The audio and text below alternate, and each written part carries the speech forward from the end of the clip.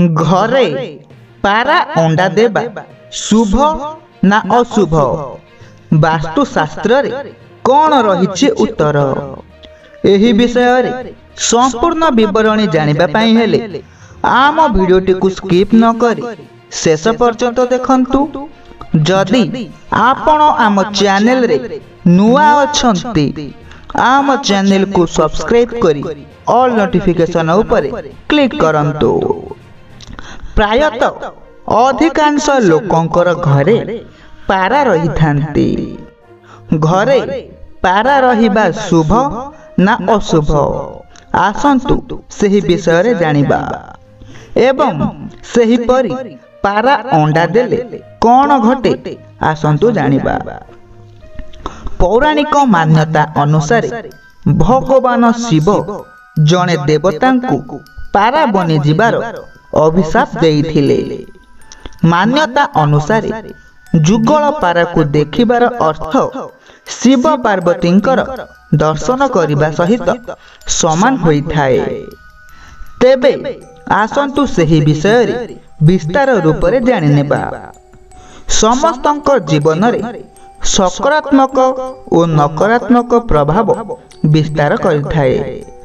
मनुष्यर नजर भली किछि पशु पक्षींकर शुभ और अशुभ परिमाण प्रदान करिथांती। ज्योतिष शास्त्र अनुसार पारा को अत्यंत शुभ मना जायछि। जदि आपणकर घर को पारा आसी तार पर झाड़ी जाए ताहा हेले एहा आपणक पई अत्यंत शुभ हेबो। वास्तुशास्त्र अनुसार घर को पारा आसी बसा बांधिबा द्वारा शुभ संकेत मिली थाए। घरर अगणा रे आपण पक्षी माननकु दाना खाइबा को दियंतु। शास्त्र अनुसार कुहा जायछि कि घरे पारा अंडा देबा द्वारा अत्यंत शुभ होई थाए। वास्तुशास्त्र अनुसार जदि पारा घरर बालकोनी रे अंडा दिए तेबे शुभ फलाफल मिली थाए। एहार अर्थ हेला जे आपणकर अनेक स्वप्न शीघ्र पूर्ण हेबा को जाउछि। पारा को केबे भी एल्युमिनियम पात्र रे जल दियंतु नहीं। जदि पारा आपणक घर को आसी अलिया आवर्जना कर देउछि ताहा हेले आपण सबुदिन सफा करंतु।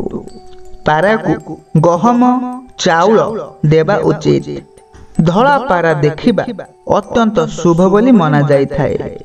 आशा करूछु एही वीडियोटी आपण मानकु भल लागिथिबो।